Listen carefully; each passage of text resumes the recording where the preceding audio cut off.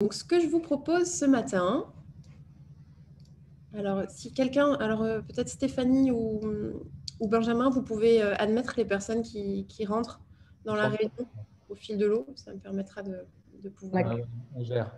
Super. Alors, je vous propose de faire connaissance ce matin, faire connaissance un peu avec le sujet, entre nous, avec la Boétie Partners et Citizen Lab. On aura ensuite un bloc autour de l'expérience de Gilles Davray, et puis un échange aussi assez important autour évidemment de la réussite de l'animation de réunions citoyennes à distance, grâce à l'expertise de la Boétie Partners qui est avec nous, en la personne de Stéphanie et de Benjamin, ainsi que Julien pour Ville d'Avray. Bonjour. Bonjour à tous. Alors, on est ensemble ce matin, évidemment, parce qu'on partage un constat de nécessaire révolution. On a une révolution participative et délibérative en cours.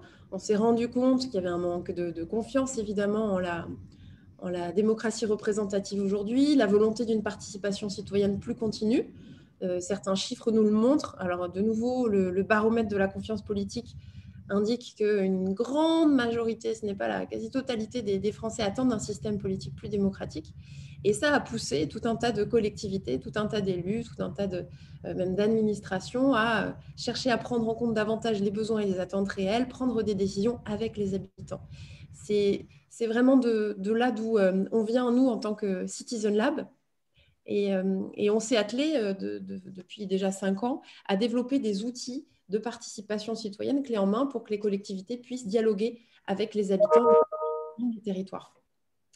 On s'est rendu compte très rapidement que ces outils-là étaient nécessaires et absolument fondamentaux depuis évidemment la crise sanitaire qui nous touche tous depuis un peu plus d'1 an maintenant, puisque les réunions publiques et les événements qui rythmaient habituellement la vie des territoires sont suspendus, difficiles à organiser, les personnes ont peur et on a énormément de difficultés à assurer cette continuité démocratique.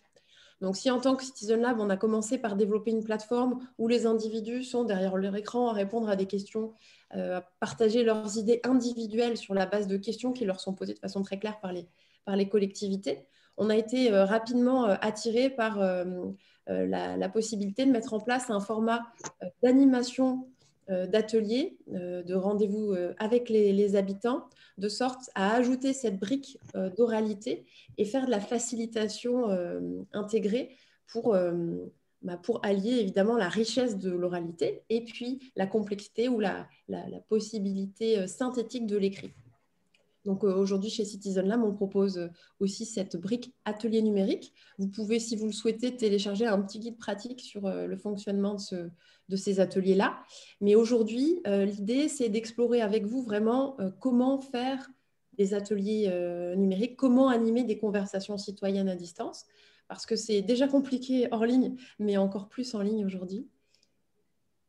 Et c'est pour cela que j'ai le plaisir d'inviter à partager leur expertise Stéphanie Baumann, Benjamin Graton et Julien Boulanger, donc de la Boétie Partners et de Ville d'Avray, pour réfléchir ensemble au potentiel des réunions publiques à distance.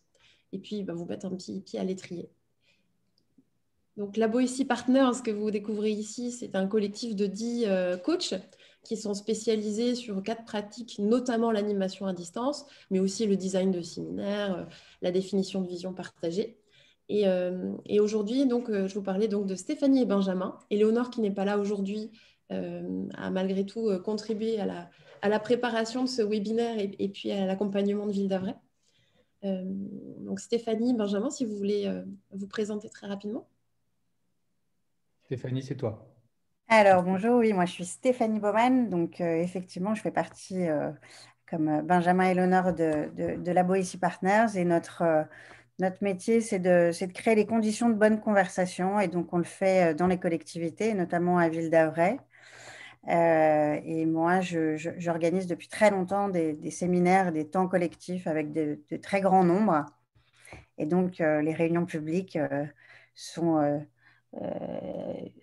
un des moments que j'aime préparer et sur lequel j'ai beaucoup travaillé avec Ville d'Avray. Moi, je ne vais rien rajouter, juste vous dire qu'il y a exactement un an, parce que c'est enfin à 10 jours près, notre métier c'est d'animer d'abord en présentiel, et donc il y a un an, à 10 jours près, on s'est retrouvé à réinventer totalement notre métier. Ça a été une période assez incroyable, assez chouette en fait aussi, parce que très challenging, très impactante pour nous, et tout ce qu'on a appris là pendant un an, un peu plus d'un an. Aujourd'hui, on le transmet et c'est vraiment un plaisir de se rendre compte que l'animation à distance, elle a beaucoup de force et beaucoup d'efficacité, même si on aime bien se rencontrer quand même de visu.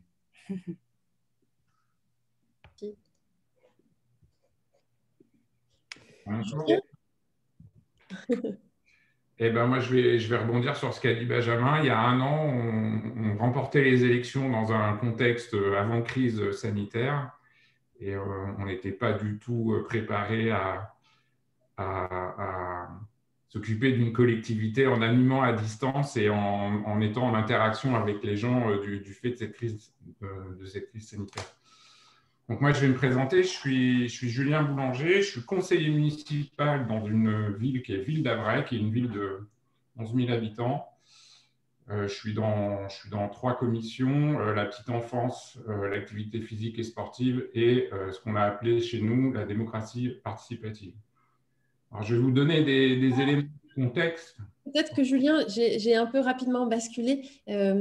Pour faire connaissance de façon complète, on va aussi proposer à Benjamin Lamain pour faire un petit exercice entre nous, pour aussi identifier, j'ai failli l'oublier, les attentes respectives des différents participants et puis commencer à rentrer dans tout ce qui est l'inclusion et la création de réunions dynamiques. Donc, juste avant de basculer sur le retour d'expérience de Ville d'Avray, je te laisse la main, Benjamin.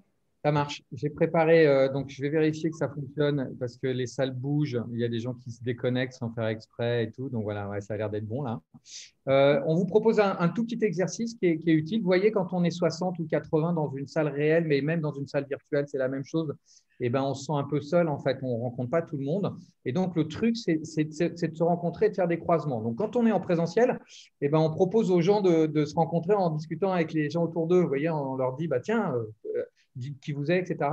Et bien là, on va le faire de la même manière, mais on va vous imposer un peu la personne. C'est un peu une sorte de surprise, vous voyez. Vous allez vous retrouver dans des sous-salles par 2 ou par 3, d'accord. A priori, c'est par 2, mais il y a un petit groupe de 3, je pense, potentiel. Et vous n'avez que 2 minutes ensemble. Ça va très, très vite. Donc, vous dites bonjour, vous dites qui vous êtes. Et puis, vous répondez là pour ces premières 2 minutes, parce qu'en fait, je vais vous le faire plusieurs fois. Il y a des gens qui arrivent. Je te laisse faire, Steph, les mettre dedans. Et moi, je vérifie que je suis dans le bon timing. Il y a 2 personnes à admettre. Ouais, génial. Et donc là, vous allez faire une chose très, très simple. C'est juste vous dire, mais comment je suis arrivé là ce matin? Vous voyez, qu'est-ce qui fait que je suis ici, en fait, tout simplement. D'accord? C'est vraiment très, très simple. Donc, vous vous présentez, vous dites pourquoi vous êtes là. Qu'est-ce qui fait que vous êtes là? Vous avez 2 minutes. Et ensuite, vous allez revenir en plénière et on vous proposera de faire un deuxième mouvement et voir un troisième mouvement. Allez, c'est parti. Vous êtes envoyé dans les salles. À tout de suite.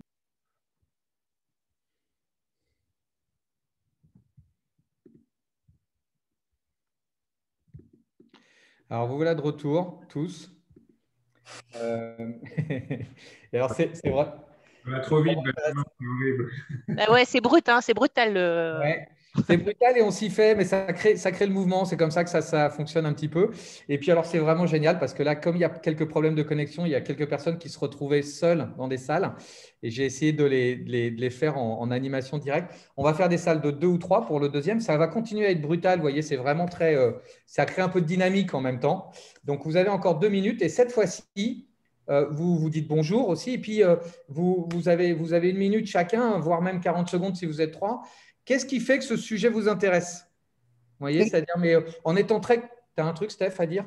Ouais, avant de partir, pour ceux qui n'ont pas de micro, n'hésitez pas à utiliser le chat. En fait, moi, j'étais avec quelqu'un qui n'avait pas de micro, donc j'ai fait un peu un monologue et j'ai eu des réponses par chat. Voilà, donc il y a toutes les configurations, il faut s'adapter. Exactement. Alors, c'est parti. Je vous envoie pour 2 minutes. On repart. À tout de suite. Voilà. Donc, vous êtes tous en train de revenir. Ça va, c'est toujours aussi violent. Nous, on est 7 en fait dans la salle principale parce qu'il y en a qui ont des problèmes de connexion et donc on discute presque à 7. Vous voyez, donc imaginez. Alors, c'est moins violent parce que j'ai compris qu'il y avait un petit timer en haut en fait. Ah voilà, vous avez vu, ça y est. Ouais, Exactement. j'ai compris. Exactement, ça permet de… Allez, un dernier tour. J'ai recréé des nouveaux groupes, 2 ou 3. Donc, vous rencontrez des nouvelles personnes normalement.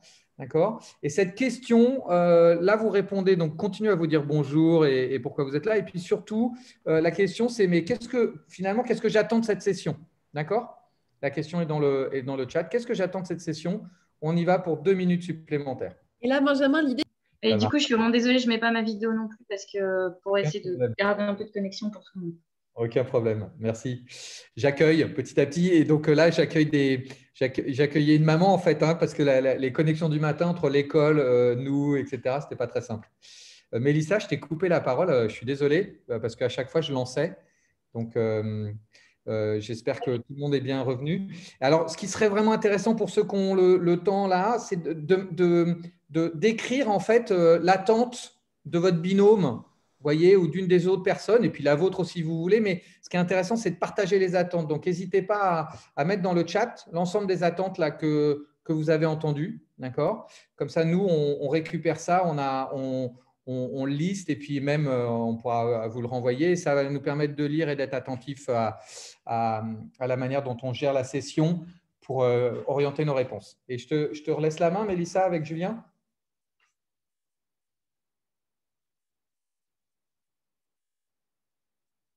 On va peut-être laisser quelques minutes pour écrire dans le chat. Même moi, j'ai quelques attentes à partager. Ouais. Il n'a que 2 minutes. Hein. Parce que sinon, après, Benjamin, il coupe pas. Si vous respectez pas, moi, je vous coupe. Hein. Je vous mets dans des sous-groupes seuls. À 300.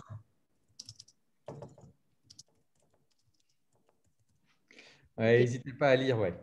Partagez, super. Alors malheureusement, on n'est ensemble que pour 1h30. Je pense que vu le nombre d'attentes et leur intérêt, on pourrait en avoir pour la journée facilement. Mais on va essayer d'aller à l'essentiel. Super. Bon, alors pendant que les derniers continuent de rédiger les attentes de leur binôme, du coup, je vais reprendre la main, repartager mon écran et réinviter Julien. Chez Zoom. Ouais, bah justement, on va regarder. Le lien, Julien, tu peux peut-être nous partager une des attentes que tu as pu entendre tout à l'heure? Oui, bah alors moi, dans une des attentes que j'ai eues tout à l'heure, on était dans un questionnement lié à la méthodologie, en fait. Comment on peut continuer de faire son travail tout en faisant évoluer les animations et la méthode, puisque finalement, on est dans un contexte qui est un contexte qu'on a pour la plupart jamais connu, et pour autant, il faut continuer d'assurer le service. Et donc, voilà, dans les gens avec qui j'ai partagé, on est vraiment à la recherche de ce lien qu'il faut maintenir et comment on peut le maintenir dans ce contexte si différent d'il y a un an, quoi. Voilà. Merci. Donc, alors pour te réintroduire, donc tu es élu depuis avril 2020 à la ville de Ville-d'Avray. C'est pas redondant, ça se dit vraiment comme ça. Tu es arrivé dans ce contexte un peu compliqué et tu es devenu le super animateur des réunions publiques à distance. C'est ça, c'est ça. Tu le disais tout à l'heure aussi, Ville-d'Avray, c'est une ville de 11 000 habitants. On est dans les Hauts-de-Seine, entre grosso modo Boulogne et Versailles, hein, pour Voilà, la région parisienne. Qu'est-ce qu'il y aurait d'autre à dire? Il y a quand même un enjeu de rénovation du cœur de ville. Oui, c'est ça. Alors, dans les éléments de contexte, en fait, hein, Ville-d'Avray, c'est une ville où, en général, quand on arrive, on n'en repart pas. Donc, ce qui fait que dans cette ville-là, il y a quand même 80% de gens qui sont là depuis très, très longtemps et surtout propriétaires. Donc, ça pas beaucoup de turnover dans cette ville. Il y a tout juste un an, donc on était l'équipe de la mairie sortante. On a présenté un projet politique qui était de dire, voilà, ça fait quelques années qu'on vit bien dans cette ville, mais il faudrait la moderniser, comme on modernise aujourd'hui nos moyens de communication pour interagir avec les gens. Et dans notre programme, il y avait quelque chose de très ambitieux qui était la rénovation du centre-ville. Donc, on n'a pas gagné les élections au la main, hein, si ça peut rassurer un certain nombre de participants aujourd'hui. Et derrière ces élections-là, eh bien, ce qu'on s'est dit, c'est comment on va travailler pour les 6 prochaines années. Alors, on n'avait pas prévu qu'il y aurait une crise sanitaire, hein, évidemment. Comment on va travailler pour ces 6 prochaines années pour être sûr que dans le temps imparti, donc celui du mandat, le programme de transformation, de rénovation de cette ville qu'on a imaginé pourra se passer dans les meilleures conditions, avec des évolutions sociétales hein, que personne n'a ignorées, puisqu'on a vu ce qui s'est passé aux États-Unis. C'est-à-dire qu'aujourd'hui, on a tous un certain nombre de médias pour communiquer et dans l'ensemble de ces médias, il y a des médias qui sont vertueux, d'autres qui sont beaucoup moins. On va parler des réseaux sociaux, qui souvent sont des endroits où les gens s'expriment assez fortement, mais rarement avec l'objectivité qui est nécessaire au type d'échange dont on a besoin pour administrer et s'occuper d'une ville. Donc, en novembre 2020, vous avez lancé une première brique, qui est la plateforme numérique de participation citoyenne, mais aussi tout un écosystème, disons, d'outils pour animer à distance les échanges avec les habitants.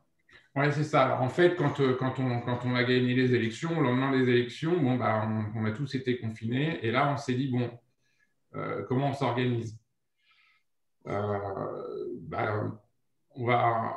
va regarder autour de nous. Donc, autour de nous, c'était la Boétie Partner et puis c'était Citizen Lab et d'autres. Hein, et puis, on s'est dit, est-ce que ça ne serait pas les briques qui nous manquent aujourd'hui pour pouvoir interagir avec nos concitoyens? Puisque tout à l'heure, dans les 2 minutes que Benjamin nous laissait, j'ai rencontré une personne qui me disait qu'elle était responsable des réunions de quartier. Donc ça, c'est un élément de communication qui est historique dans les collectivités.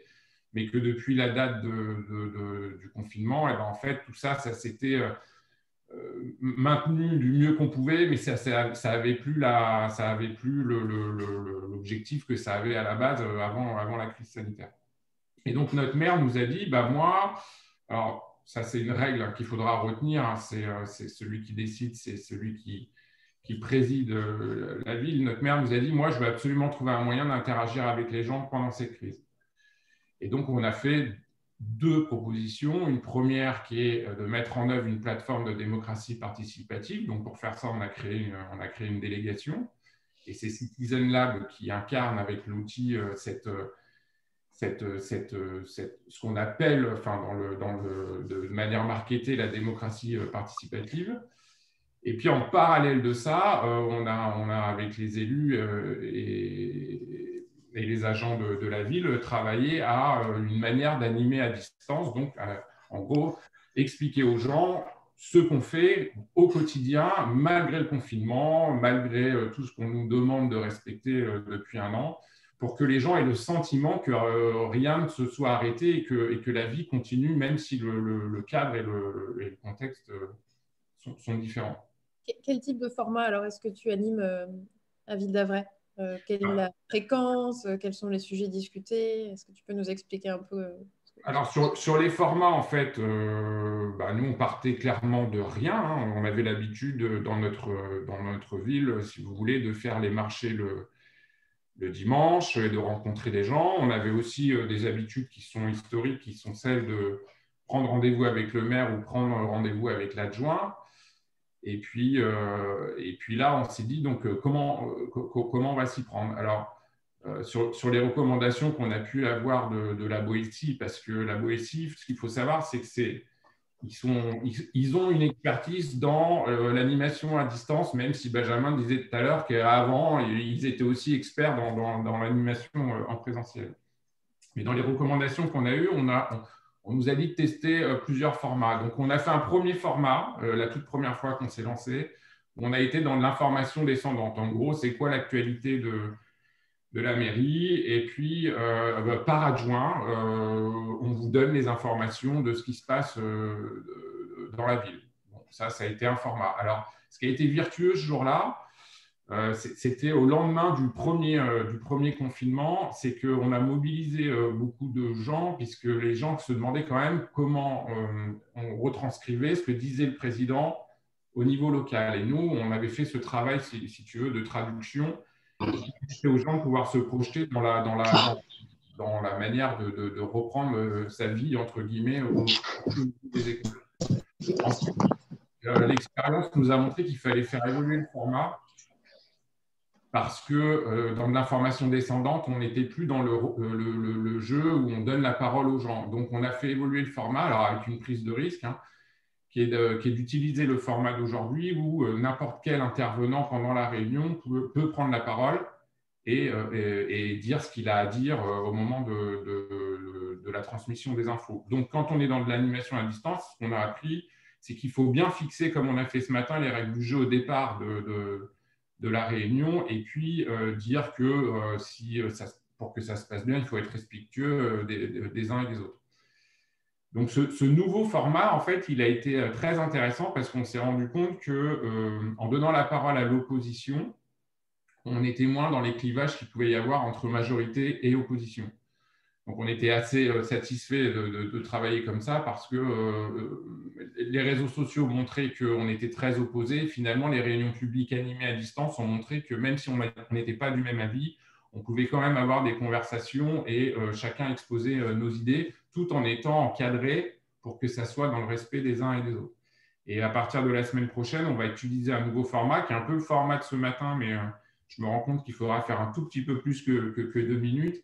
C'est un format où on va être tous ensemble, on va transmettre de l'information générale et après, chaque adjoint sera dans une salle en fonction de sa délégation et les gens pourront choisir les salles dans lesquelles ils veulent aller pour discuter avec l'adjoint sur des sujets qui les préoccupent dans la ville. Alors, ça, c'est la partie animation à distance. Et puis, donc, c'est ce que tu disais, au mois le 12 décembre exactement, on a lancé la plateforme Citizen Lab où on a mis d'entrée de jeu le projet le plus ambitieux pour notre mandat, qui est celui de la transformation du centre-ville. Parce qu'on avait le souhait d'avoir un maximum d'éclairage des gens pour pouvoir être sûr que ce qu'on allait mettre en œuvre, ça correspondait bien à l'attente du plus grand nombre de personnes. Et en très peu de temps, on a eu beaucoup d'inscrits, plus de 1000 personnes sur une commune de 12 000 habitants. Donc, c'est un très bon score par rapport au retour d'expérience qu'on a sur ce type de plateforme. Et on a eu aussi beaucoup de contributions, c'est-à-dire que sur le projet de centre-ville qui peut vraiment être clivant, on a eu plus de 700 personnes qui ont contribué à cette enquête. Et dans les résultats qu'on a obtenus, on a eu 46% des gens qui se sont exprimés qui avaient moins de 50 ans. Et pour nous, ça a été un signe fort de reprise de contact d'une génération qui, finalement, va plus vraiment voter, s'intéresse plus vraiment à ce qui se passe dans sa ville et qui avait un peu oublié que chacun a un rôle à jouer dans la démocratie, dans les villes dans lesquelles on habite, quoi. Voilà. Et si tu devais refaire cet enchaînement d'expériences, il y a des choses que tu ferais différemment. Comment est-ce que, voilà, quels sont les grands enseignements là, de ces quelques mois aux manettes de l'animation des réunions à distance? Alors, dans les grands enseignements, il y a un premier enseignement qui est il faut que ça soit le maire qui ait cette idée-là en tête et qu'il en soit l'ambassadeur. Ça, c'est absolument indispensable. Si le maire n'est pas convaincu, ou un président de quelque organisme que ce soit, je pense que ce type de projet ne se met pas en œuvre parce que c'est un vrai changement de gouvernance dans une collectivité. Hein, pour être clair, on est passé, nous, d'un mode de fonctionnement empirique à un mode de fonctionnement où on est très, très agile. Pourquoi ?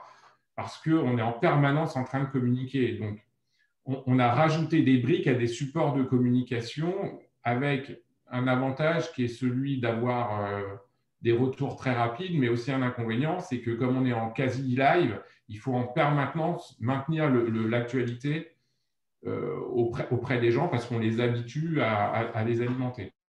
Donc, ça veut dire quoi concrètement ? Ça veut dire que que ça soit dans les élus ou dans l'administration, il y a un changement de méthode de travail. On passe d'un mode de fonctionnement en silo à un mode de fonctionnement où on est tous ensemble. Et les impacts que ça a eu chez nous, c'est qu'on n'était pas vraiment préparé à devoir alimenter à la fois ces réunions à distance. Donc, il faut les préparer. Et c'est là où la Boétie nous a vachement aidés parce que quand on a peur, on n'y va pas. Donc, la Boétie, l'avantage, c'est qu'avec son benchmark, elle nous a rassurés en permanence dans la manière de préparer ces événements. Quand on a fait les événements, c'est absolument fondamental d'être accompagné parce que quand on est à distance, on a l'impression que tout se passe bien, que ça se fait naturellement, mais la vérité, c'est que derrière, il y a une régie et cette régie-là, elle vous permet en tant qu'élu d'être dans une interaction où on a l'impression que tout est fluide. Alors, c'est là où finalement on se rend compte que le distanciel et le présentiel ont quand même ont beaucoup de points communs dans la manière d'animer tout ça. Et puis, ce qui est important derrière, c'est qu'une fois que ça a été fait, c'est comment on corrige ou comment on améliore cette animation à distance pour capter finalement le plus de public possible les fois suivantes. Donc, est-ce qu'on augmente la fréquence? Est-ce qu'on la réduit? Est-ce qu'on change le format? Parce que nous, dans les grands enseignements, on s'est rendu compte, en ne donnant pas la parole à l'opposition, alors maladroitement, sûrement, puisque c'est moi qui tiens un peu la baguette magique, a posteriori du rendez-vous, on s'est fait détruire sur les réseaux sociaux. Et puis, la fois suivante, ça a été plus vertueux et du coup, on a été remercié. Donc, ça c'est un enseignement super important. Il faut que le chef décide de faire comme ça et il faut que derrière, les équipes s'adaptent à cette nouvelle méthode de travail qui est quand même assez énergivore parce que jamais ou rarement pratiquée dans ce type d'institution. Oui, pour dépasser ces peurs-là, du coup, rien de tel qu'un coaching adéquat. Et donc là, ça peut peut-être faire le lien avec des éléments que pourrait nous partager Stéphanie sur la Boétie Partners et le type du coup d'enjeu que vous observez, vous, en tant que coach auprès des collectivités dans le passage à l'acte, entre guillemets. Ouais, super transition, merci Mélissa. Oui, effectivement, nous, quand on arrive à Villeneuve, ce que dit Julien, on le ressent très, très vite et on le ressent dans toutes les communes qu'on accompagne. C'est qu'effectivement, il y a de la peur et il y a un besoin d'être rassuré. Nous, on fait vraiment le parallèle avec ce qu'on vit dans les entreprises. En fait. Dans les entreprises, quand on a commencé à faire des webinaires ou des réunions où on ouvrait les questions, on laissait la parole ouverte, etc., il y avait cette peur. Comment on fait? Mais la réalité, c'est qu'aujourd'hui, les réseaux sociaux nous imposent de nous ouvrir complètement et d'être transparents. Parce qu'on ne peut pas modérer Facebook, on ne peut pas modérer Twitter. Et donc, c'est un peu comme ça qu'on est arrivé petit à petit. Et je crois que c'est la méthode des petits pas, en fait, à Ville d'Avray qui a fonctionné. C'est-à-dire qu'on a commencé par une réunion qui était relativement fermée, mais qui s'ouvrait avec des questions qu'on gardait un peu pour nous. Et petit à petit, on a ouvert. Et aujourd'hui, effectivement, on est dans un modèle de réunion qui est complètement... qui recrée les conditions en fait, du présentiel parce que c'était ça notre enjeu. En fait. Notre enjeu, c'était de rapprocher les élus des citoyens et de continuer à créer du lien et surtout créer des nouveaux liens en fait, et créer des conversations citoyennes. Et donc, plus on ouvre et plus on se rapproche de réunions un peu informelles comme on peut avoir lors des réunions de marché, les réunions de quartier, etc., où tout le monde est ensemble, tout le monde répond aux questions et échange. Stéphanie, on ne voit pas ta vidéo. Je ne sais pas si tu l'as coupée. Alors, pourquoi on ne voit pas ma vidéo? Ça, c'est une... Voilà. Ah, super, c'est plus sympa. Merci. Je me retrouve... Voilà, désolée, je suis confuse. Et je peux rajouter un truc, Stéphanie. Je peux rajouter une chose, Stéphanie, sur l'idée que, en plus, c'est vraiment intéressant parce qu'il y a une sorte d'apprentissage de la pratique de la conversation. Et donc, petit à petit, en fait, le collectif apprend et il est très raisonnable. Car au début, on a peur justement des gens qui prennent la parole. Et donc, en structurant doucement comme ça le mode de prise de parole, en fait, le collectif apprend. Et s'il y a des nouveaux arrivants, ils se mettent dans le moule. Donc, on a très, très, très, très peu de risques. Vous voyez, il y a une sorte d'autorégulation qui se fait. Et c'est assez vertueux comme mécanique. Voilà, je voulais juste dire ça. Et je crois que ce qui a fonctionné aussi à Ville d'Avray, c'est que, en fait, pour être bon dans une réunion ouverte et être prêt à répondre à toutes les questions, même les plus difficiles, il faut se préparer. Et en fait, on a vraiment, vraiment travaillé avec tous, hein, avec le maire, avec tous les élus, pour justement préparer les interventions, être prêt à donner des éléments courts, contexte très clair. Et je pense que c'est ce qui fait aussi que les réunions sont appréciées parce qu'on répond à toutes les questions.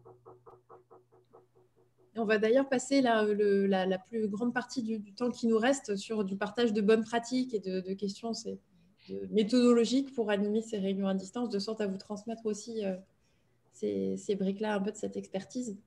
Peut-être que juste avant de rentrer dans ce vif du sujet, Benjamin, je peux te laisser la main sur un autre exercice brise-glace qui permet aussi de réengager tout le monde dans cet échange. Super.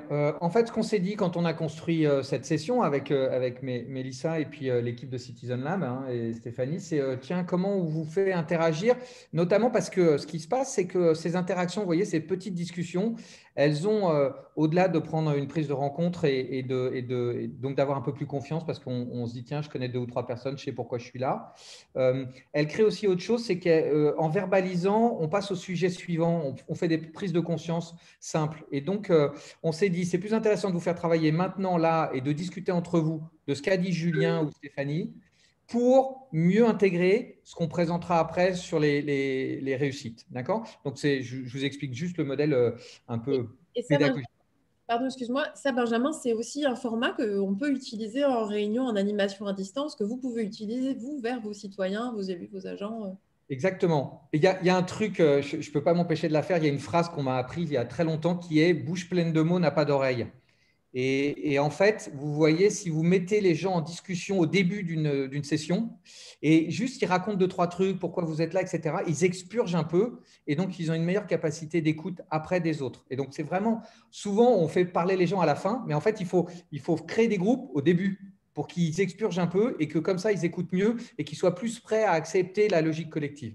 D'accord? Donc ça, c'est un truc important. Alors, j'ai aussi joué, c'est incroyable, c'est rarement comme ça, hein, je pense que c'est vraiment le début de confinement, c'est-à-dire qu'il y a des gens qui rentrent, qui sortent, etc. Toutes les 20 secondes, je refaisais des salles. Donc, je ne suis pas sûr que vous retrouviez les gens avec qui vous étiez, parce que c'était ça l'idée. Hein. Mais là, c'était impossible de faire mieux que ça. Je vous ai mis 7 minutes en salle, d'accord? 7 minutes en salle. Et nous, on n'a pas une instruction très lourde sur cette session-là de 7 minutes. Hein, vous allez être 4 en général par salle. C'est juste, on a écrit une chose que j'ai retenue de ce premier partage. Vous voyez, une chose que j'ai retenue. Et l'idée, c'est vous passez la balle comme ça, vous discutez et puis ça rebondit, hein, un peu comme au café. Donc, la logique de la discussion, c'est ça. Je vais vous lancer dans les salles. 7 minutes. Une chose que j'ai retenue là déjà de ce premier échange, et puis vous rebondissez entre vous, ça permet de nettoyer pour faire la suite. Allez, c'est parti. Je vous envoie à tout de suite. 7 minutes plus 30 secondes. Et les premiers retours, ça, c'est les gens qui ont cliqué en voyant que c'était à 0,0. Mais alors, j'ai laissé 30 secondes de marge pour les autres groupes. Donc, les autres groupes, en général, s'ils sont dans leur discussion, ils vont arriver un petit peu après. Ça va, ça s'est bien passé? Vous avez pu discuter? Ouais? Super. C'est ça. Voilà, exactement. On fait des signes. C'est comme… exactement. Ça marche. Voilà. Avec un icône. Merci. Un emoji. Bonjour à tous, rebonjour, tout le monde est là, presque, 70, ouais, je crois que vous êtes presque tous revenus.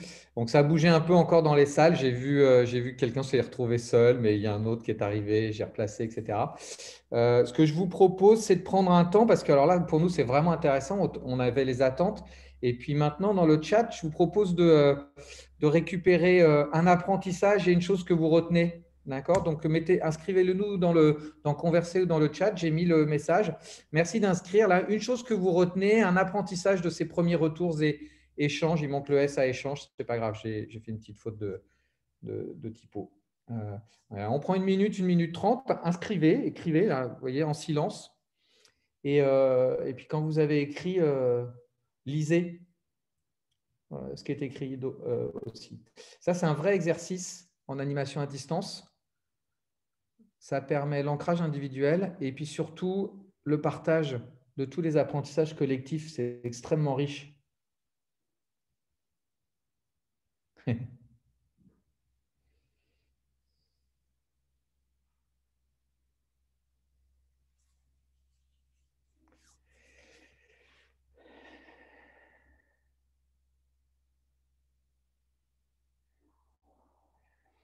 Ouais, j'ai compris que post 6D veut dire posture d'écoute.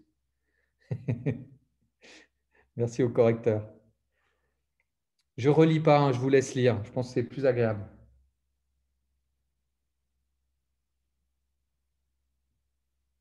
Il y a une question au milieu. Non, Marie-Claire, on n'a pas besoin d'être très très bon techniquement. Non, je confirme.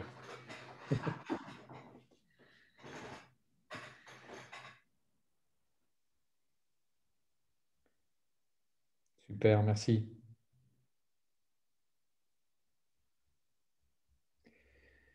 Tu as un message, Julien. Échange Ouais. votre expérience Miro, salle avec Marie-Claire.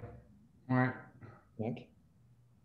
Tu as utilisé Miro, t'as utilisé Miro, c'est ça? Avec des...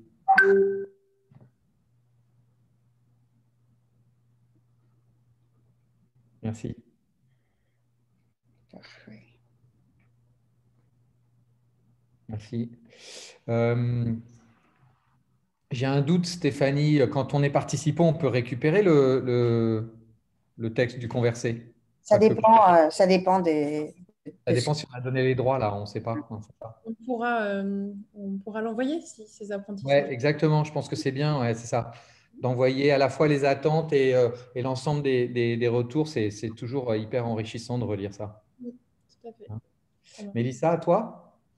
Et ben là, je pense que… Ouais, merci beaucoup. Merci à pour tous. nous réintroduire, nous, en fait, c'est ça, oui.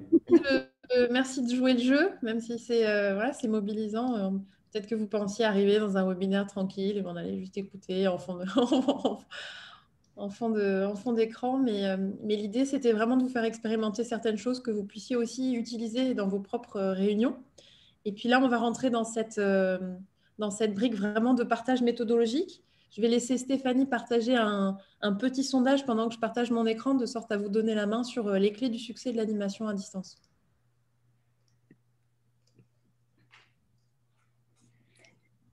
Parfait. Donc, j'ai lancé un sondage. En fait, les sondages, ils ont une utilité hein, dans les réunions et on les utilise beaucoup dans les réunions publiques.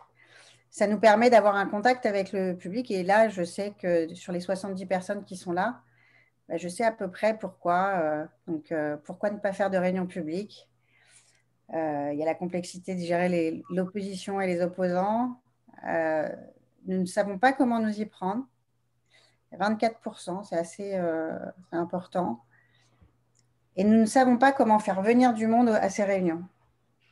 Ça, c'est intéressant hein, de voir ça. Moi, j'aurais pas dit ce blocage qui serait principal. Exactement. Donc là, on a 51 personnes sur l'ensemble qui ont répondu. On va laisser encore 3 secondes et je vais partager le résultat. Mais effectivement, le résultat est assez intéressant et nous apporte une information qui est plutôt importante, en fait. Voilà. En tout cas, moi, ça me donne envie de répondre à des questions auxquelles je n'aurais pas forcément répondu. Donc, là, je vais vous partager les résultats. Et donc, effectivement, aujourd'hui, nous ne savons pas comment faire pour faire venir du monde à ces réunions. Et c'est très, très intéressant parce que c'est vraiment un des sujets, hein, la communication. On y reviendra, mais et la plateforme nous a beaucoup aidés.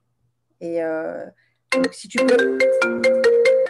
Alors, hop, excusez-moi, bien évidemment, je vais avoir un gage. Normalement, on n'a pas le droit de faire ça.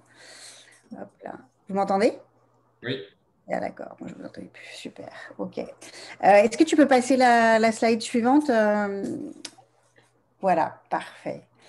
Donc, je vais revenir les clés du succès d'une réunion publique à distance. On utilise en fait ce Canva qui nous aide en fait, à designer tous les moments collectifs chez la Boétie.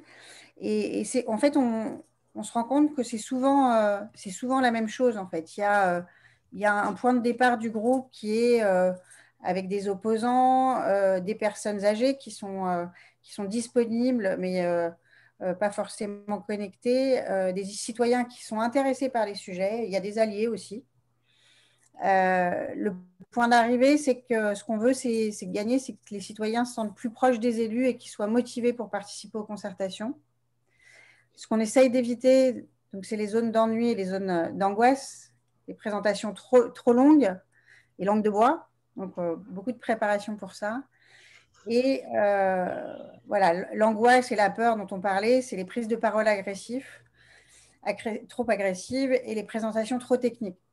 Et donc, tout ça, c'est tout ce qu'on met dans notre chapeau pour aller vers notre enjeu qui est de mobiliser la majorité silencieuse. Ce qu'on veut faire quand on fait une réunion, c'est venir chercher ceux qu'on ne voit pas d'habitude, ceux qui ne s'expriment pas. Voilà. Donc, ce que tu appelles la minorité bruyante, c'est ça? C'est ça, c'est ça. Tout à fait. Est-ce que tu peux continuer? Et donc, à partir de ça, on peut créer justement le corps de notre réunion. L'idée, c'est d'assurer la participation. Et les citoyens, ils seront satisfaits s'ils peuvent s'exprimer. Donc, on crée des espaces pour qu'ils puissent s'exprimer. Ils ne viennent pas juste écouter, ils viennent aussi s'exprimer. Et donc, l'interactivité, c'est mathématique. Il faut des temps d'échange, il faut beaucoup de questions-réponses. Il faut, dès qu'on peut, mettre des salles de petits groupes, faire les exercices qu'on a fait, on peut très bien les faire avec les citoyens. Et à chaque fois, essayer le plus possible de se rapprocher de ce qu'on fait en présentiel. Et donc, parfois, à la fin des réunions, on donne la parole, on peut donner la parole au public. On ne le fait pas forcément au début parce que vous allez voir que quand il y a beaucoup de monde, et c'est ce qu'on fait là, on vous demande plutôt de poser les questions dans le chat et Benjamin et Mélissa vont modérer les questions. Mais à la fin, c'est toujours bien de pouvoir donner la parole quand même et de laisser s'exprimer. Tu peux passer à la suite? Voilà. Donc, pour nous, les quelques clés que je vais vous partager, après je répondrai à vos questions, c'est, Julien l'a dit, on le redit, préparer la réunion. Il faut la préparer, il faut vraiment, et se poser la question, est-ce qu'on fait un webinaire, est-ce qu'on fait une réunion? Y aller pas à pas, ne vous lancez pas tout de suite dans le meeting, commencez par un webinaire tranquillement. Peut-être expliquer ce que c'est la différence pour ceux qui… Parce que voilà, aujourd'hui, on a appelé cette réunion webinaire, donc il y a parfois confusion. Exactement. La différence, en fait, habituellement, les webinaires, c'est exactement comme si vous étiez dans une salle et vous avez les personnes dans la salle qu'on ne voit pas, qu'on peut entendre éventuellement, à qui qu'on peut faire intervenir, mais on ne les voit pas. Et on a les personnes qui sont mises en lumière sur scène, et qui peuvent rentrer sur scène, sortir de scène à un moment. Donc là, c'est vraiment descendant, hein, c'est plutôt pour du descendant. On peut poser des questions-réponses, mais il n'y a pas la possibilité des petites salles, etc.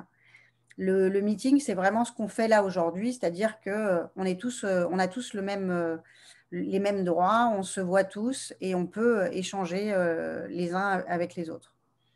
Donc, soigner l'inclusion, Benjamin l'a dit, donnez vite la parole. Je ne vais pas revenir, il a expliqué pourquoi. Limiter les temps de présentation, ça a été le plus difficile en fait au départ, parce qu'on est habitué à des élus qui veulent dire tout, qui veulent en dire trop. Et donc, il faut les aider à synthétiser. Et à la limite, il vaut mieux qu'il n'y en ait pas assez, qu'il y ait des questions, plutôt qu'il y en ait trop. Ce qu'on fait là, utiliser tous l'éventail d'interactions, converser, sondage. Là, je vais vous demander si vous êtes tous vivants encore. Normalement, si vous pouvez utiliser, c'est toujours un peu positif. Hein. On peut soit applaudir, soit mettre des cœurs. Donc, si vous voulez nous faire un coucou, c'est le moment. Et vous pouvez utiliser les réactions. C'est un moyen aussi de vérifier que l'auditoire est encore là. Répartir en sous-salles, c'est ce qu'on a fait. Et surtout des réunions courtes qui finissent à l'heure. Vous allez le voir, on va tout faire pour terminer à l'heure et si possible un peu plus tôt. Tu peux passer la suite, s'il te plaît. Voilà, et ce qui est très, très important, parce qu'on a parlé de communication, et en plus, dans le sondage, c'est vraiment ce qui revient, c'est comment faire venir du monde à ces réunions. il y a un vrai cercle vertueux en fait, qu'on a découvert avec les réunions publiques et la plateforme citoyenne. En fait. Les réunions publiques et la réunion publique, la première réunion publique, elle a servi à lancer la plateforme. Et en gros, les premières personnes qui se sont inscrites sur la plateforme, c'est ceux qui sont venus à la première réunion publique, justement sur la rénovation du centre-ville. Et ceux qui sont inscrits sur la plateforme par d'autres biais, parce qu'on a lancé, on en reparlera, mais il y a eu vraiment un gros plan de communication pour amener du monde sur la plateforme. Et ben, de la plateforme, on utilise cette base de données de mail, parce qu'en fait, on va avoir une base de données qui va s'enrichir. Aujourd'hui, ouais, on est entre 700 et 1000 adresses mail à qui on adresse le mail d'invitation à la réunion publique. Donc, ça nous fait une base d'invités qui est énorme et qu'on n'avait absolument pas avant d'avoir la plateforme. Donc, il y a vraiment un cercle vertueux entre les deux. Et je pense qu'on est presque au bout de ce que je voulais vous dire. Et donc, peut-être que Benjamin, tu veux rajouter quelque chose ? Non, je crois que je vais réagir aux questions parce que moi, ça me va. Je pense que c'est ça le plus simple. Ouais. Et il y a une première question, je te la pose en fait, et même à Julien. Mélissa, et on fait les deux, mais tu n'hésites pas si tu veux prendre la main à ma place. Il faut être combien de personnes pour gérer une réunion ? Moi, je veux bien répondre. Dans ce qui ne se voit pas, il faut au moins être 2. Ça veut dire celui qui parle et celui qui fait la régie derrière pour pouvoir poser les questions, sachant qu'ensuite les intervenants, comment ça se passe en fait? Ceux qui doivent intervenir ou répondre à une question, on leur soumet la question avant qu'ils prennent la parole pour voir s'ils sont à l'aise avec les questions posées qui peuvent des fois être embarrassantes. Voilà. Mais au minimum 2, avec de l'expérience évidemment. Enfin, d'un côté, moi, c'est Stéphanie qui m'aide beaucoup en régie, elle a l'expérience. Moi, j'en avais beaucoup moins, je commence à en avoir. Voilà, le minimum, c'est 2. Oui, et petit à petit, en fait, cette expérience-là, on la donne, en fait, et on la transfère. L'idée, c'est que demain, justement, Ville d'Avray puisse gérer ses réunions publiques toute seule. Donc, moi, le travail que je fais auprès de Julien pendant les réunions, demain, c'est Julien ou c'est un autre élu qui le fera ou un agent qui va monter en compétence pour justement assurer la régie des réunions. Donc, il faut être 2 minimum. Il faut vraiment qu'il y ait une personne qui soit en régie et qui soit disponible. Et l'animateur, il doit être dédié uniquement à son animation et il ne doit pas se poser trop de questions. Il y a des questions, je continue parce que je prends il y a des questions notamment de Sandrine Vattel, mais il y en a d'autres liées sur comment ils ont été invités à la réunion publique, comment ils y arrivent en fait par mail. Alors, je peux répondre. À la base, on a utilisé tous les formats historiques, journaux, panneaux d'affichage à messages variables, tous les liens qu'on avait avec les associations que nous, on appelle les influenceurs, comme sur les réseaux sociaux, mais celles qui sont soit très dimensionnées, soit très connues.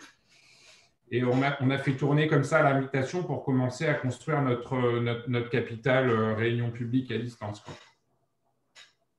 D'accord.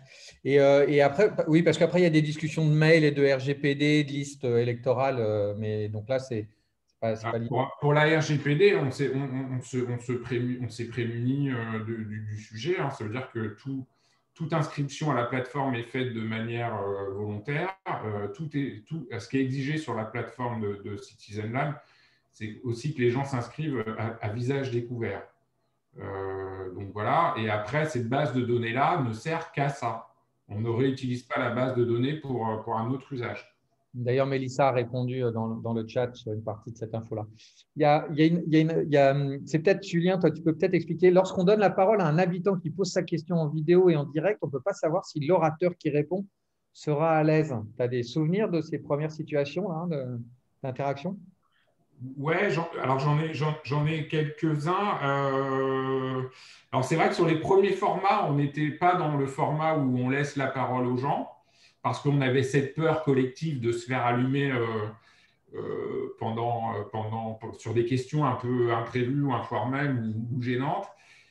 Et puis, au fur et à mesure qu'on a fait les réunions à distance, on s'est nous-mêmes rassurés et donc on est mieux préparé à des questions embarrassantes. Et ce qu'on a mis au point quand la question est très, très embarrassante, c'est de faire une réponse un peu normand, je vais dire ça entre guillemets, et on invite la personne à prendre rendez-vous avec le maire pour en parler en tête-à-tête. Et pour ajouter là-dessus, effectivement, il y a aussi un travail en fait en régie qui est la question est posée dans le chat et même en live, en fait, on sait à l'avance quels sont les sujets qui doit répondre au sujet. Et là, pendant que la personne pose la question, j'ai le temps, moi, d'aller demander au maire si c'est lui qui doit intervenir ou s'il préfère qu'un élu intervienne. Donc, tout ça se fait un peu en simultané, ce qui demande un peu d'agilité. Mais voilà, l'idée, c'est d'être paré à toutes les questions et effectivement, on essaye d'éviter au maximum les réponses de Normand quand même. Non, mais c'est une réponse formelle, je veux dire, c'est comme ça. Non, mais donc là, c'est vraiment important parce que je ne sais pas si c'était évident. Il y a deux formats, un webinaire et réunion, notamment sur Zoom, si on prend Zoom. Et donc, en fait, ce que vous avez fait, c'est que vous avez utilisé le format webinaire au départ, ce qui vous permettait de limiter un petit peu les interactions. Par le manque d'expérience et la peur de se retrouver en situation difficile. Et comme on a pris de l'assurance grâce à l'expérience, maintenant, on est plus à l'aise et on part sur un nouveau challenge la semaine prochaine qui est un peu le format qu'on utilise ce matin. Des salles, on rentre, on sort, on discute, on échange. On verra comment ça se passe. Mais oui. On a avancé à petits pas. Hein. Enfin, c'est vraiment ce qui était expliqué tout à l'heure. Hein. Et moi, je vois beaucoup, Benjamin, de questions, et on a vu aussi dans les attentes, autour de l'inclusion, de la diversité des publics, donc les personnes âgées, la question de la fracture numérique. Alors évidemment, ça... Est-ce que ce sont des sujets que vous avez pu traiter à Ville d'Avray ou qu'est-ce que vous avez du côté de la Boétie, même si évidemment, côté Citizen Lab aussi, on a des réponses. Eh bien, ouais, je te laisserai donner de votre côté, mais effectivement, d'abord, nous, on utilise beaucoup la plateforme, hein, toujours pour essayer d'informer. Et la plateforme, elle a été choisie vraiment pour sa simplicité, justement parce que tout le monde peut, même les personnes un peu qui sont considérées proches de la fracture numérique, peuvent aller sur Citizen Lab, et c'est pour ça qu'on a choisi cette plateforme. Surtout, comment dire, on fait bien attention justement dans les invitations. On utilise les bases de données, les mails, etc., qu'on a sur la plateforme, les associations, etc. Mais il y a aussi beaucoup d'invitations. Les élus, tous les élus sont invités à partager les coordonnées du Zoom. Et pas uniquement les coordonnées du Zoom en vidéo. En fait, on invite les personnes à rejoindre le Zoom par téléphone. Et donc, on a sur Ville d'Avray, peut-être un peu moins, mais j'ai travaillé dans une autre commune où on a eu beaucoup de personnes qui sont connectées par téléphone. Et le fait de leur faciliter l'accès en leur disant connectez-vous juste avec un numéro, en faisant des tests avant, etc., ça permet d'inclure, en fait.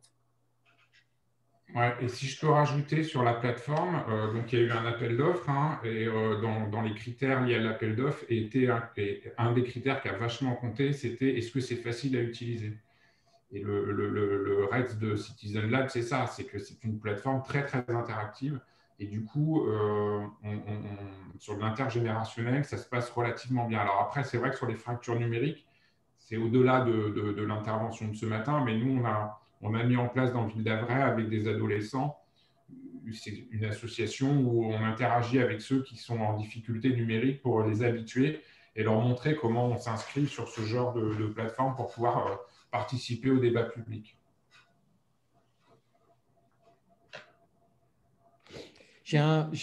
Moi, à chaque fois on utilise le mot inclusion, je le vois des deux côtés, c'est-à-dire il y a le côté inclusif, donc fracture numérique auquel on répond. Et puis le terme inclusion, c'est un terme qui est utilisé en accompagnement, en fait, parce qu'il y a quelqu'un qui s'appelle Schultz qui l'a écrit, en fait, c'est l'élément humain, donc c'est quelque chose d'important pour nous. Et l'inclusion, c'est la manière dont vous donnez la capacité aux gens qui participent à être en confiance pour pouvoir se livrer le plus honnêtement possible. Vous voyez, et c'est vraiment le deuxième niveau. Et en fait, là, je pense que ça s'est fait petit à petit chez Ville d'Avray, aussi en ayant soi-même, c'est-à-dire Ville d'Avray, confiance dans cette capacité à pouvoir converser, vous voyez, à se dire les choses vraiment et pas à se dire, et pas à surtout évoquer les colères ou enfin les émotions, et voilà, mais à créer une conversation. Et donc, ce truc de l'inclusion pour créer une conversation, c'est quelque chose de très important. Et c'est des petits détails. Et donc, tout à l'heure, Dominique réagissait aux 2 minutes, là, aux petits échanges de 2 minutes, hein, qui sont un peu courts et un peu challengeants. Néanmoins, quand en fait, le premier, on n'a pas envie d'y aller. Puis le deuxième, un peu moins. Puis le troisième, on commence à se dire, tiens, on va rencontrer qui, puis qu'est-ce qu'on va se dire, vous voyez. Et en fait, on crée une pratique et des apprentissages, et finalement, une sorte de curiosité à cet inconnu qui est assez intéressant. Et donc, on construit des comportements, hein, on crée de la pédagogie. Donc, il y a ce petit outil-là ou d'autres. Et c'est très, très important de structurer cette inclusion. De même que j'ai essayé, avec difficulté, là, compte tenu des problèmes de connexion, mais les binômes que vous aviez lors du dernier passage, je les ai gardés, et puis j'ai essayé de créer des, vous voyez, 2 plus 2, 2 plus 2, 2 plus 2 pour que vous vous retrouviez. Ça aussi, on crée de la confiance. Donc, tout ça, c'est assez intéressant de réfléchir à la manière dont chacun, au moment de rentrer dans du digital, au bout de 10 minutes ou un quart d'heure, ne se sent pas seul, et se sent en confiance pour pouvoir dire des choses qui ne sont pas nécessairement parfaitement surintelligentes, mais juste des réactions, un besoin de réagir. C'est important. Ouais, le témoignage de Dominique, il est intéressant parce qu'elle dit j'ai failli me déconnecter, et c'est souvent la crainte quand on propose justement de faire une inclusion aux élus, et ça a été exactement la même chose à l'île d'Avray. Je dis oh là là, on va se retrouver dans une salle, etc. Tout seul. Il y a beaucoup de peur justement. Et ce que dit Benjamin est vrai, c'est que ce qu'on sait, c'est que collectivement sur 70 personnes ou sur 80 personnes, il y a peut-être 2 personnes qui vont être un peu gênées, mais sans doute plus gênées à la première fois que la troisième. Et puis, ça aurait été intéressant de savoir pourquoi Dominique est resté, justement. Pourtant, j'ai vraiment l'habitude de… Donc, Dominique, si vous voulez intervenir, ça m'intéresse beaucoup de savoir qu'est-ce qui vous a donné quand même envie de rester. Voilà, je vais remettre le son et la vidéo. Mais en fait, voilà, pourtant, moi, j'ai l'habitude de participer à des webinaires ou d'animer des webinaires. Et donc, ce n'est pas du tout le fait d'être en ligne qui me dérange. Mais c'est vrai qu'imposer un groupe de 2 avec quelqu'un qu'on ne connaît pas, moi, c'est quelque chose qui franchement, j'ai trouvé ça très désagréable, quoi. Après, c'est pas ça, hein. J'ai parlé avec des personnes qui étaient charmantes et on aurait pu poursuivre la conversation. Mais le fait de passer dans une conversation et de se dire je vais me retrouver face à quelqu'un, je ne sais pas qui, avec quelqu'un avec qui je n'ai peut-être aucun atome crochu, voilà, je n'ai pas, je n'ai pas aimé. C'est exactement ça. Et parfois, on joue un peu de l'exercice. Vous voyez, c'est-à-dire qu'on sait que c'est un petit peu inquiétant, en fait, ça crée de la peur. Et on sait aussi que c'est une première réaction animale, et ce n'est pas péjoratif, c'est-à-dire qu'en fait, c'est notre cerveau arrière qui ne veut pas prendre ce risque-là. Et puis, en fait, ensuite, il y a notre animal social qui, en rencontrant quelqu'un en 1 ou 2 minutes, vous voyez, on n'a pas le temps de se rendre compte que si c'est le cas, c'est-à-dire si c'est un gros con ou quelqu'un qui est vraiment pas, avec qui on n'est pas du tout d'accord, on n'a pas le temps de s'en rendre compte. En 1 minute, 1 minute 30, on fait connaissance et en fait, on vit la force de la sociabilité. Et donc, c'est super intéressant. En fait, on vit le « Ah, bonjour, ah bah ouais, tiens, ça se fait ». Et voilà. Alors là, on a été un peu brusque les 2 minutes. On ne ferait pas ça avec des citoyens. On le ferait en trinôme, vous voyez, pour mettre la dynamique. On mettrait un petit peu plus de temps à organiser. C'est vrai que j'ai déjà participé évidemment à des réunions de ce type-là en présentiel où il y avait la même approche, donc où il fallait aussi parler avec son voisin. Voilà, j'avais le même sentiment, hein, c'était une activité que je détestais en présentiel aussi. Mais bon, je suis peut-être la seule à réagir de cette manière. Non, c'est hyper intéressant parce que en fait, on a toujours des personnes comme vous et en fait, c'est humain. Et donc, il y en a qui sont plus à l'aise avec. Et effectivement, on a des personnes qui disent « Ah, moi, j'ai beaucoup apprécié ». En fait, on l'a vécu à Ville-d'Avray, c'est-à-dire que la première réunion meeting qu'on a fait avec Julien, et donc Julien peut témoigner, on avait une inclusion par 3 ou 4. Et justement, en fait, on a un peu… ça n'a pas été simple pour Julien. Et Julien, il a eu une expérience qu'il peut peut-être raconter. Mais Oui, parce que moi, en fait, je me suis retrouvé dans un groupe où il y avait l'opposition, mais vous savez, celle qui est en haut du panier, celle qui tape fort tous les jours. Et donc, en fait, je posais des questions, mais personne ne me répondait. Je disais bonjour, est-ce que Hélène, tu veux prendre la parole? Et puis Hélène ne prenait pas la parole, puisqu'en fait, c'est ma principale opposante dans Ville-d'Avray. Et donc, c'était très drôle, parce que moi, j'ai tourné ça à l'autodérision en disant que c'est comme sur les réseaux sociaux, on se cache pour dire ce qu'on a envie de dire, alors que finalement, c'est plus vertueux de montrer ses idées, ses convictions, même si on n'est pas d'accord. Et puis à la fin, voilà, chacun a son libre arbitre sur ce qui se passe, quoi. Mais je me suis retrouvé dans ce cas-là, c'est vrai. Et en fait, on a appris justement de cette première session, et donc on va faire différemment pour la prochaine, justement, en faisant attention, justement, dans une commune, de dispatcher un peu tous les élus pour qu'ils puissent mettre un peu d'huile s'il y a besoin. Mais globalement, c'est un exercice qui a été vraiment apprécié. En fait, on recrée, pour moi, on recrée les conditions de la réunion publique où on arrive, on est dans la queue, là, on est devant, et puis on discute avec le voisin d'à côté. Et puis à l'intérieur de la salle, pareil, on s'assoit à côté de quelqu'un et on discute avec lui, quoi. Mais ça fait partie des grands retours d'expérience, que ce soit sur le distanciel ou sur la plateforme, hein. Sur la plateforme, on a imposé nom, prénom, quartier, justement pour éviter qu'un outil aussi intéressant se transforme en espèce de place publique où finalement chacun raconte ce qu'il veut parce qu'il ne communique pas à visage découvert. Et au départ, on s'est dit, mais en imposant une telle règle, on n'aura peut-être pas assez de personnes. Et puis finalement, si, parce que les gens se sont sentis plus à l'aise que sur les réseaux sociaux où ça part dans tous les sens. Donc, vous voyez, au départ, la règle contraignante, on s'est dit, ça ne va pas marcher. Et puis, en fait, ça a marché. Donc, c'est bien aussi de mettre ces règles un peu strictes au départ des animations ou même sur l'outil, parce qu'on sent que ce cadre, en fait, il a tendance à rassurer la fameuse majorité qui ne s'exprime plus, quoi. Et ça, avec le temps et la pression des réseaux sociaux, on a un peu perdu cette objectivité-là qui est absolument essentielle quand on est dans l'animation avec les élus et les agents qui ont besoin de toutes ces informations pour pouvoir travailler du mieux possible. Amélie, oui, je suis d'accord, hein, il ne faut pas que ce soit… En fait, tout ce qu'on fait, que ce soit l'inclusion, les sondages, les questions qu'on pose, etc., il ne faut pas que ce soit un gadget participatif. Il faut vraiment que ce soit utile. Quand on pose une question de sondage, ce n'est pas uniquement pour que les gens jouent, c'est parce qu'on a besoin… Moi, en posant la question que je vous ai posée tout à l'heure, j'ai appris quelque chose de vous. Quand je vous demande au départ qui vous êtes, je me mets en lien avec vous aussi. Vas-y, Benjamin. Ouais, et puis on crée l'inclusion. C'est pas que Stéphanie qui prend l'info. C'est qu'en fait, l'ensemble du collectif comprend comment le collectif est structuré.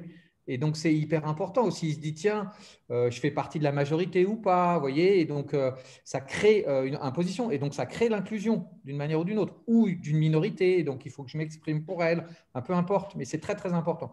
Donc, un sondage, ça a un rôle aussi énorme, c'est que ça ancre un résultat.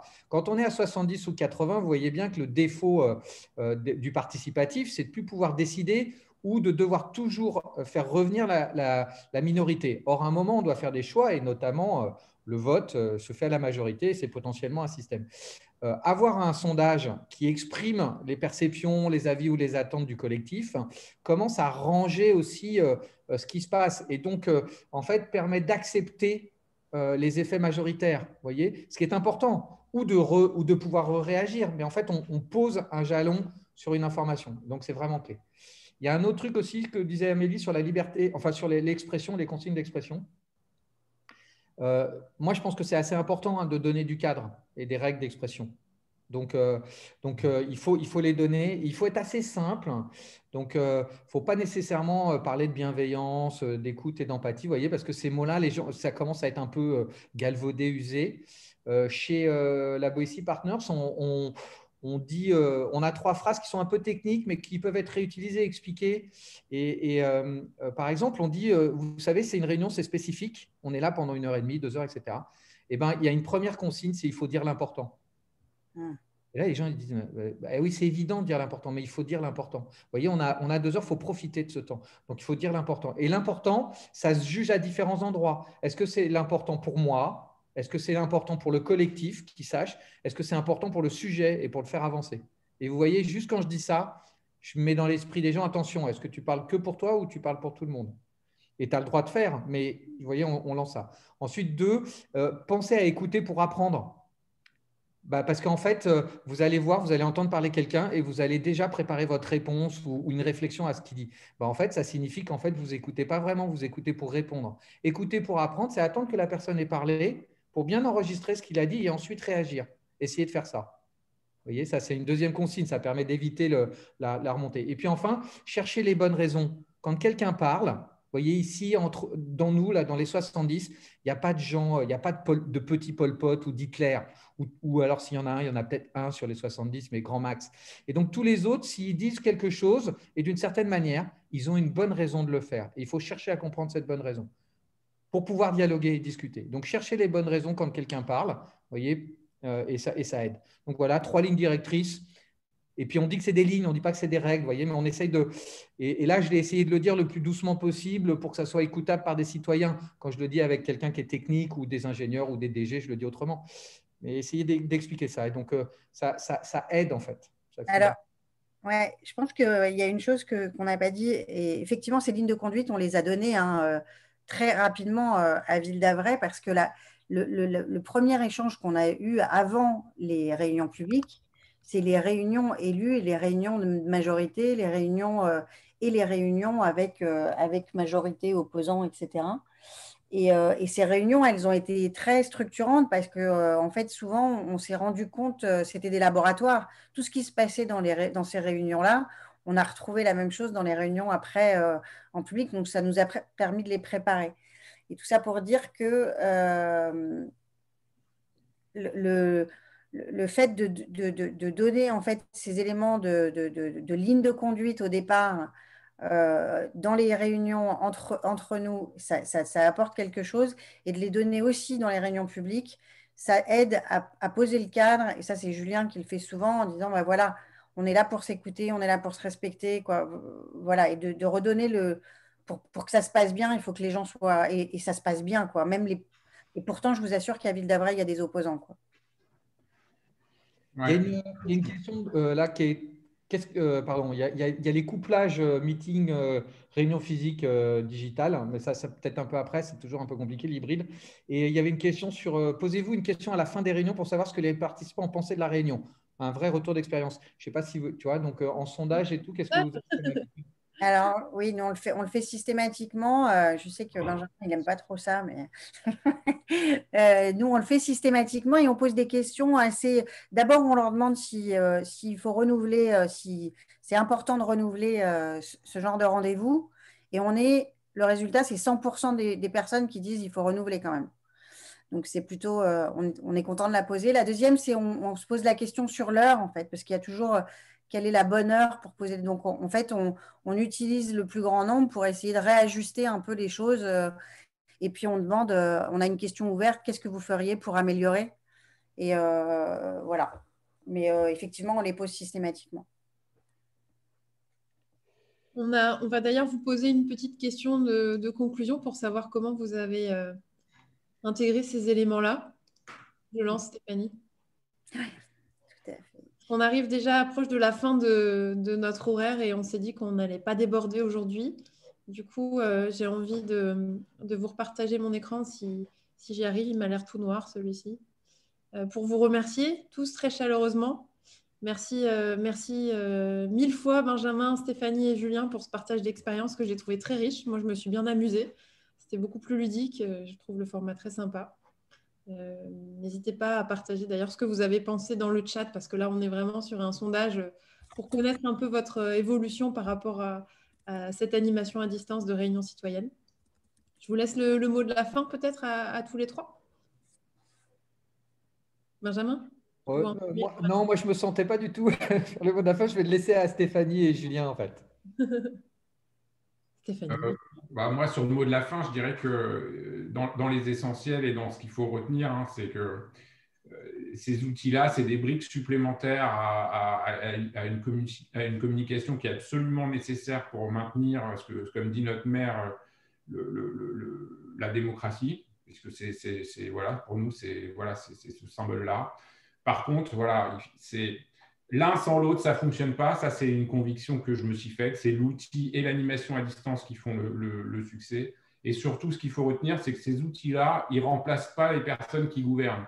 Ça, c'est très important aussi. C'est que ça améliore notre visibilité, mais c'est toujours ceux qui sont en responsabilité qui prennent les décisions. Et il ne faut pas tomber dans un autre syndrome. Voilà. Merci. Merci, Julie.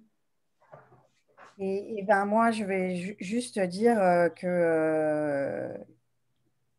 faut se lancer, en fait. Il faut se lancer, il faut y aller pas à pas. Et c'est l'avenir. C'est la crise sanitaire terminée. On continuera à utiliser ces moyens et c'est assez riche. Et donc, merci beaucoup à Mélissa de nous avoir invités. Je sais que Citizen Lab travaille pour justement proposer via la plateforme de créer ces ateliers numériques. Et donc, on vous invite à tester et à utiliser tous ces moyens qui vous sont donnés aujourd'hui. Et je rebondis là-dessus. D'ailleurs, Stéphanie, pour répondre à Mathilde Idiot qui, dans le chat, nous demandait si les échanges Ville d'Avray étaient faits sur Zoom ou avec les ateliers numériques. Ce serait chouette de pouvoir tester avec les ateliers numériques maintenant que la qualité est vraiment au rendez-vous si Julien, vous sentez pousser des ailes. Et alors, vous voyez, parmi les participants, on a quand même 53% des personnes qui sont à fond pour animer des réunions citoyennes à distance. Donc, ça fait plaisir. Quelques hésitations pour 26 personnes parmi vous et très peu de réticents. Donc, évidemment, on a un panel peu représentatif puisque vous êtes là, vous avez passé 1h30 avec nous, donc vous avez forcément un peu envie d'y aller. Et n'hésitez pas à nous contacter si vous avez des questions. Ou, voilà, on est là pour vous répondre et vous avez nos coordonnées. Je pense qu'on vous les enverra. Je crois que j'ai oublié un slide important quand j'ai repris le partage d'écran. Je suis désolée. C'est pas grave, je l'ai mis. C'est ça le mot de la fin. C'est sympa. Là. Ça, c'est sympa parce qu'effectivement, c'est une belle aventure humaine. En fait, tout ce qu'on a appris, on l'a écrit à distance. Et donc, ce livre-là, il a été écrit pendant le confinement, uniquement par des personnes qui ne se connaissaient pas. Et donc, l'inclusion a été importante pour réaliser cet ouvrage. Et il est 11h30, donc il est l'heure.